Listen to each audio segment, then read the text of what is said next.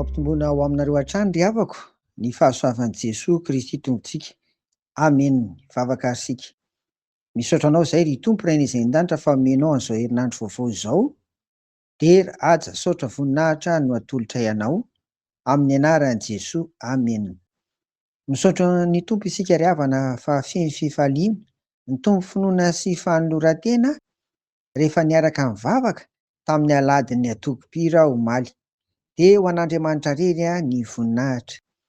Anio dia hiresaka ny amin'ny antson'Andriamanitra ho amin'ny vahoakany isika, dia ny Israely izany dia hita ao amin'ny Deutéronomie 5:1. Vakiana amin'ny anaran'i Jesosy. Ary Mosesy ny antson'ny Israely rehetra ka nanao taminy hoe: ry Israely mihaino ny didy sy ny fitsipika izay lazaiko eto anatrehanareo anio, ka hianaro ireo ary mitandrema mba hankatoa azy. Amen. Tamin'ny alady voalohany, izany hoe ny 9 Jolay ry havana, raha ny toroteny amin'ity olomboantsy ny mpino izany dia nambarako fa miaraka foana ny fifidianana, ny fiantsoana ary ny fanirahana. Amin'ity herinandro ity dia hojerentsika daholo ireo. Eto amin'ity Deutéronomie 5:1 ity ary dia nivoaka ny Israely iray manontolo no fidian'Andriamanitra. Ankehitriny izany dia ny fiangonana. Ny voakan'Andriamanitra ny Israely, ny taranaka Jakoba dia nanaova ny fanekena dia ny famorana izany. Fa ankehitriny kosa indray izao dia ny fiangonana kristianina amin'ny alalan'ny batisa atao amin'ny anaran'ny Ray sy ny Zanaka ary Fanahy Masina. Fiangonana kristianina indray izao no Israely vaovao.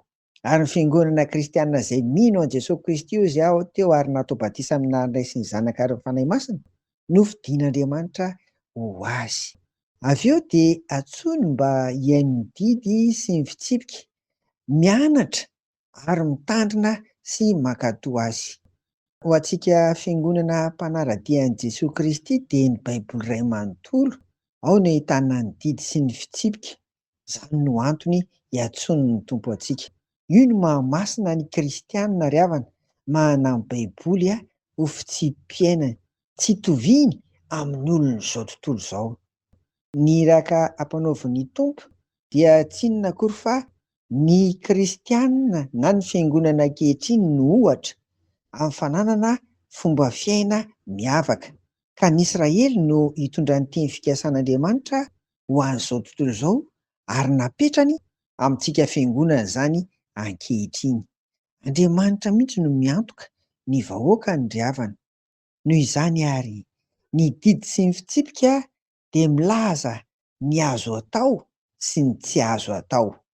Io izany tsy tonga amin'ilay fiteny hoe tia kanto, tsia, tsy izay mihitsy, fa ny azo atao sy ny tsy azo atao. Satria vahoakan'Andriamanitra novidian'i Jesosy Kristy tamin'ny rany ny fiangonana kristianina dia izaso ianao, dia tiany ny Tompo hanana an'izany fitsim-piainana izany.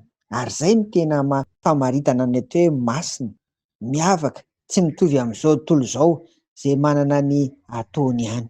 Amin'izany ry havana dia izao ary ny vokatsy ny antso ho an'ny fiangonana ary hita taratra amin'ny fiainan'ny kristianina dia izao. Eto amin'izao tontolo izao no hitarafan'ny olona antsika izany hoe mpanara-dia an'i Jesosy, manana ny didy sy fitsipika amin'ny fiainany dia ny Baiboly. Misy ny azony atao ary misy ny tsy azony atao mihitsy. Ry havako, isaorana ny Tompo ary fa fitiavan'Andriamanitra ny fiangonana kristianina no ny fidianany antsika. Misaotra azy koa fa mbola natsoina isika ary nomeny ny Baiboly, nomeny ny filazantsara ny didy vaovao nampianarin'i Jesosy izany.